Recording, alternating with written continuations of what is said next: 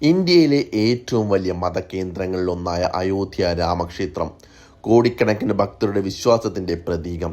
എന്നാൽ ഇപ്പോൾ അതേ ക്ഷേത്രം മറ്റൊരു കാരണത്താലാണ് ദേശീയ തലത്തിൽ വാർത്തകളിൽ നിറയുന്നത്. ക്ഷേത്രത്തിലേക്കുള്ള ഭക്തരുടെ തിരക്ക് കുറഞ്ഞുവെന്നാണ് പ്രാദേശിക വ്യാപാരികൾ പറയുന്നത്. അതിന് കാരണം ക്ഷേത്രത്തിലെ സംഭാവന തട്ടിപ്പുമായി ബന്ധപ്പെട്ട ആരോപണങ്ങളും അന്വേഷണവും. എന്താണ് സംഭവിച്ചത്? ആരൊക്കെയാണ് അറസ്റ്റിലായത്? എന്തുകൊണ്ടാണ് ഭക്തർ ഇപ്പോഴും സർക്കാരിലുള്ള വിശ്വാസം നഷ്ടപ്പെട്ടിട്ടില്ലെന്ന് ചില റിപ്പോർട്ടുകൾ പറയുന്നത്? ആദ്യം കേസിന്റെ പശ്ചാത്തലം നോക്കാം. അയോധ്യ രാമക്ഷേത്രത്തിലെ സംഭാവന പണത്തിലും വിലവെടുപ്പുള്ള വഴിപാടുകളിലും ക്രമക്കേട് നടന്നുവെന്ന ആരോപണങ്ങളെ തുടർന്ന് പ്രത്യേക അന്വേഷണ സംഘം അന്വേഷണം നടത്തി. തുടർന്ന് 8 പേർക്കെതിരെ FIR രജിസ്റ്റർ ചെയ്യുകയും പിന്നീട് കോടതി അവരെ ജുഡീഷ്യൽ കസ്റ്റഡിയിൽ അയക്കുകയും ചെയ്തു. അന്വേഷണം ഇപ്പോഴും തുടരുകയാണ്.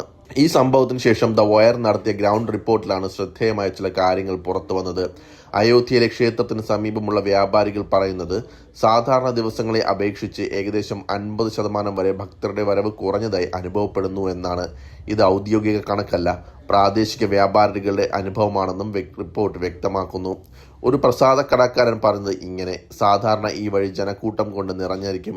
കഴിഞ്ഞ കുറച്ച് ദിവസങ്ങളായി ആളുകളുടെ എണ്ണം ഗണ്യമായി കുറഞ്ഞു. എന്നാൽ ഇതിലും രസകരമായ കാര്യം മറ്റൊന്നാണ്. ഭക്തരോട് മാധ്യമങ്ങൾ ചോദിച്ചത്, ഈ ആരോപണങ്ങൾ കാരണം നിങ്ങൾക്ക് സർക്കാരിനോടോ BJPയോടോ നിരാശയുണ്ടോ? പലരുടെയും മറുപടി ഇല്ല. അയോധ്യ സ്വദേശിനിയായ ഒരു സ്ത്രീ പറഞ്ഞത്, മോഷണം നടത്തിയവർക്കാണ് ശിക്ഷ കിട്ടേണ്ടത്. ക്ഷേത്രത്തിന് വേണ്ടി ഒന്നും ചെയ്യാൻ കഴിയില്ലെങ്കിൽ മറ്റുള്ളവർ നൽകിയ സംഭാവന മോഷ്ടിക്കരുത്. പക്ഷെ അതുകൊണ്ട് സർക്കാരിനെ കുറ്റപ്പെടുത്താനാകില്ല. മറ്റൊരു ഭക്തൻ പറഞ്ഞത്, അന്വേഷണം നടക്കുകയാണ്, ആരാണ് കുറ്റക്കാരൻ തെളിയട്ടെ, പക്ഷെ ക്ഷേത്രത്തിലെ സംഭാവനകളുടെ കണക്കുകൾ കൂടുതൽ സുതാര്യമാക്കണം. ഇതാണ് പലരുടെയും പൊതുവായ അഭിപ്രായം. ഗുജറാത്തിൽ നിന്നെത്തിയ മറ്റൊരു ഭക്തൻ പറഞ്ഞത്, യോഗി ആദിത്യനാഥ് ഈ വിഷയം ശ്രദ്ധിച്ചിട്ടുണ്ടല്ലോ, തെറ്റു ചെയ്തവർ എവിടെയുണ്ടെങ്കിലും പുറത്തു വരും, അതുകൊണ്ട് എനിക്ക് സർക്കാരിൽ വിശ്വാസമുണ്ടെന്നാണ്. അതായത് സംഭവത്തിൽ രോഷമുണ്ട്, പക്ഷേ അതേസമയം അന്വേഷണത്തിലും സർക്കാരിലും വിശ്വാസമുണ്ടെന്നും പലരും പറയുന്നു. എന്നാൽ എല്ലാവരും ഇതേ നിലപാടിലല്ല. ചില ഭക്തർ കടുത്ത ചോദ്യങ്ങളും ഉയർത്തുന്നു.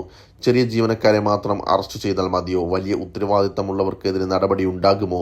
സംഭാവനകളുടെ പൂർണ്ണ കണക്ക് പൊതുജനങ്ങൾക്ക് ലഭ്യമാകുമോ? ഇത്തരം ചോദ്യങ്ങളും ഉയരുന്നുണ്ട്.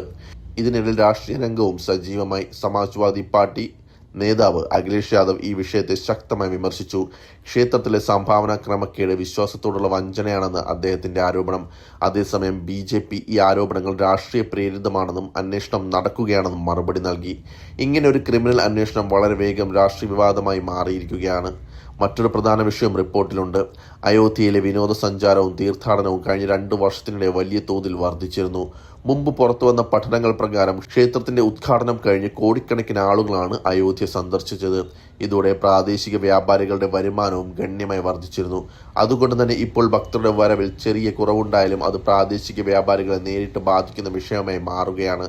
റിപ്പോർട്ടിൽ ഏറ്റവും ശ്രദ്ധേയമായി തോന്നുന്ന ഒരു അഭിപ്രായം ഒരു വയോധിക സ്ത്രീയുടേതാണ്. അവർ പറയുന്നത്, ആരെങ്കിലും ക്ഷേത്രത്തിന് സംഭാവന നൽകിയാൽ അതിന്റെ രേഖ ഉണ്ടായിരിക്കണം, കൃത്യമായ രസീത് നൽകണം. അത്ര ലളിതമായ കാര്യമാണ്.